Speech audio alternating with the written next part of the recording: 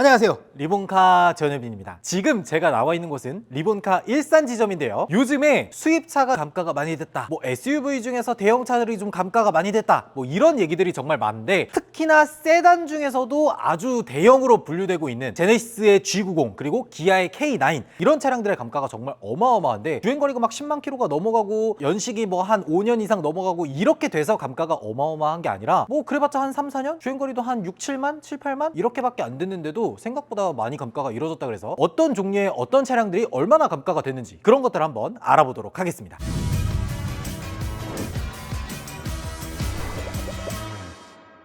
첫 번째 차량은 바로 기아의 K9입니다. K9은 사실 약간 서자의 서러움이라 그래야 되나? 우리가 보통 현대 기아를 표현할 때 기아는 현대의 그늘에 가려진 서자, 약간 요런 표현을 자주 쓰고는 했었잖아요. 그래서 보통은 제네시스의 G90이 정말 어마어마하게 좋은 옵션과 좋은 기능들 이런 것들을 다 가지고 가면, K9은 약간 거기서 뭔가 몇 가지 살짝 빼고 고급스러움을 살짝 빼서 약간은 아쉽게 나오고, 대신 가격 차이가 한 2, 3천만 원 나는 그런 식으로 되게 많이 나오더라고요. 실제로도 대기업의 총수라든지 아니면 어떤 중견기업 사장님이라든지 이런 분들도 보통은 제네시스 G90 같은 차량을 리스로 하지 K9을 많이 타지는 않는단 말이에요. 그러다 보니까 이런 K9 같은 차량들이 중고로 내려왔을 때 생각보다 되게 착한 가격을 보여주더라고요. 어느 정도냐면은 지금 여기 보여지는 요 구형 차량 같은 경우에는 처음 시작 가격이 한 5,400만 원 요 정도가 됐었지만, 새롭게 나오는 차량들이 한 6천만 원 요 정도거든요. 가격이 아무래도 올라갔어요. 그래서 구형 차량들이 아무래도 가격이 훨씬 착하긴 합니다. 근데 그런 차량들이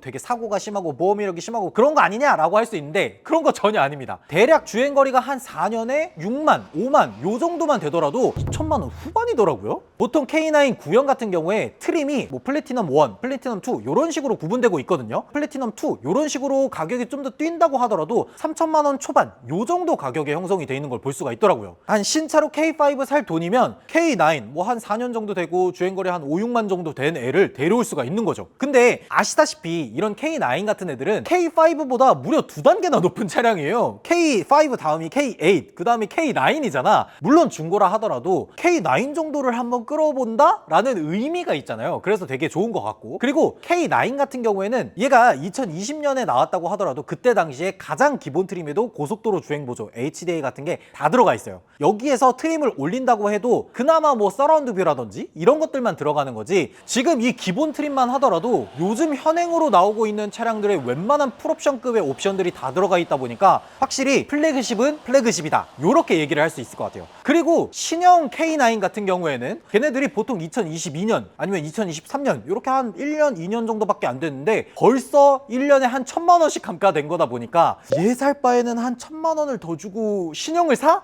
약간 이런 느낌을 가지고 계신 분들도 꽤 있더라고요. 근데 한 가지 주의하셔야 될 거는 K9도 엔진이 되게 여러 개가 있어요. 요런 구형 같은 경우에는 3.8도 있었고 5.0도 있었습니다. 그러다 보니까 내가 어떤 엔진을 선택할지는 잘 고민을 해보셔야 될 것 같아요. 왜냐면 내가 사는 가격 자체는 K5 같은 중형 세단을 사는 가격이지만, 기름값이라든지 아니면 1년에 나가는 자동차세라든지 보험료라든지 이런 것들은 아직도 럭셔리 대형 세단에 맞춰져 있다 보니까 그런 나가는 유지비 자체는 중형 세단보다는 훨씬 더 가격이 있다는 것, 이런 것들은 꼭 유의 깊게 보고 넘어가셔야 될 것 같습니다. 그리고 다음 차 저쪽에 있는데 그것도 한번 보도록 할게요.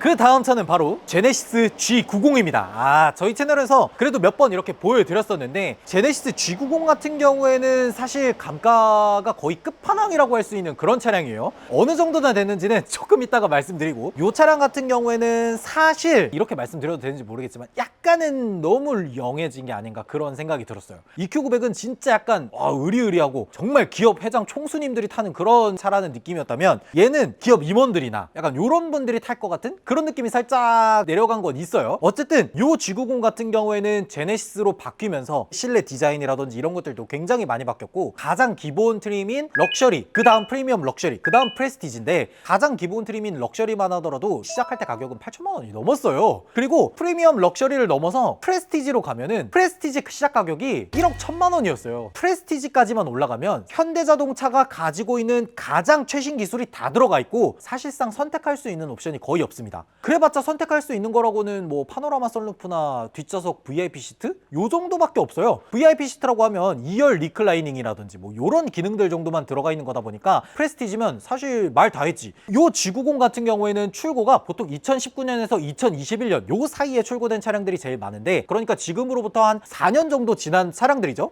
생각해보니까 4년이면 아직 보증도 안 끝났네? 보통 제네시스가 보증이 5년에서 10만이니까 보증이 안 끝난 애들이 들어오는 거예요. 그래서 2020년이면 보증이 안 끝났고 주행거리도 적게 잡으면 한 6만, 많게 잡으면 한 8만까지도 되는 애들이 들어와요. 근데 그런 차량들이 신차로 출고됐을 때만 하더라도 제일 적었을 때 8천만 원, 그리고 많게는 1억 1천만 원에서 1억 2천만 원, 이런 식으로 출고가가 굉장히 높게 잡혀있던 애들인데 감가율이 벌써 60%입니다. 프레스티지 차량들이 지금 5천만 원 초반 정도의 형성이 돼 있다는 거예요. 와, 진짜 미친 거 아닙니까? 1억 1천만 원짜리 차량이 4년 지났는데 5천만 원 초반이면은 6천만 원이 감가가 된 거야. 6천만 원이 감가가 된 거면 1년에 1,500씩 까진 거예요. 1,500이면 요즘 처음에 나왔던 아반떼 깡통 CN7들이 보통 한 1,500씩 하거든요? 그런 차 하나씩 그냥 1년에 나가는 거야. 만약에 내가 제네시스의 플래그십 모델 원하는 사람이라면 사실 이 G90 차량들이 지금 중고로 가져가기에는 진짜 가성비 좋게 가져갈 수 있는 거죠. 확실히 플래그십은 플래그십다워요. 괜히 현대자동차에서 모든 기술을 다 때려 넣어서 만든 차량이 아니에요. 솔직히 타보면 진짜 만족스럽게 잘 만들었다는 생각이 절로 듭니다. 그리고 사실 중고로 탔을 때 감가상각 생각 없이 진짜 가성비 있게 탈 수 있는 차량이기도 하고요. 그리고 요런 G90도 있습니다. 바로 현행 G90이죠. 확실히 구형 G90 대비해서 개선된 것들이 너무너무 많죠. 애초에 생김새 자체가 풀체인지이기 때문에 두 줄 라인을 앞에서부터 뒤에까지 전부 적용을 해놓은 그런 차량이에요. 에어 서스펜션이라든지 실내 가죽 내장재라든지 아니면 주행 성능이라든지 개선된 것들이 워낙 많기 때문에 사실 가격 자체만 놓고 봤을 때는 구형 G90 대비 워낙 높기는 합니다. 그냥 나는 제네시스 G90이라는 타이틀 하나만 있으면 돼 라고 하는 분들이라면 굉장히 저렴하고 가성비 있게 아까 보여드렸던 구형 G90으로 가면 되고, 나는 진짜 제네시스라는 브랜드가 만들어진 다음에 확고하게 풀 체인지가 된 G90을 원해, 그런 분들이라면 아무래도 조금 가격이 있더라도 이런 차량으로 가셔야 되는데 보통 한 6천 후반에서 7천 초반 이런 식으로 벌써 1년에 한 1,000만 원 정도씩은 쭉쭉 감가되고 있는 그런 모습을 보여주더라고요. 아마 얘도 한 3, 4년 뒤면은 구형 G90의 전철을 따라가지 않을까 그런 생각이 들긴 해요. 초록색 번호판을 살짝 부담스러워하는 분들이 계실 수 있어요. 근데 G90은 신차로 뽑으면 무조건 초록색 번호판입니다. 왜냐면 가장 깡통 가격이 9천이 넘어가거든. 어쩔 수 없이 초록색 번호판으로 뽑아야 되는데, 이런 신형 G90 같은 경우에는 중고로 산다고 하더라도 8천만 원이 딱히 넘어가진 않으니까 초록색 번호판이 부담스럽다면 얘를 선택하는 것도 괜찮은 것 같아요.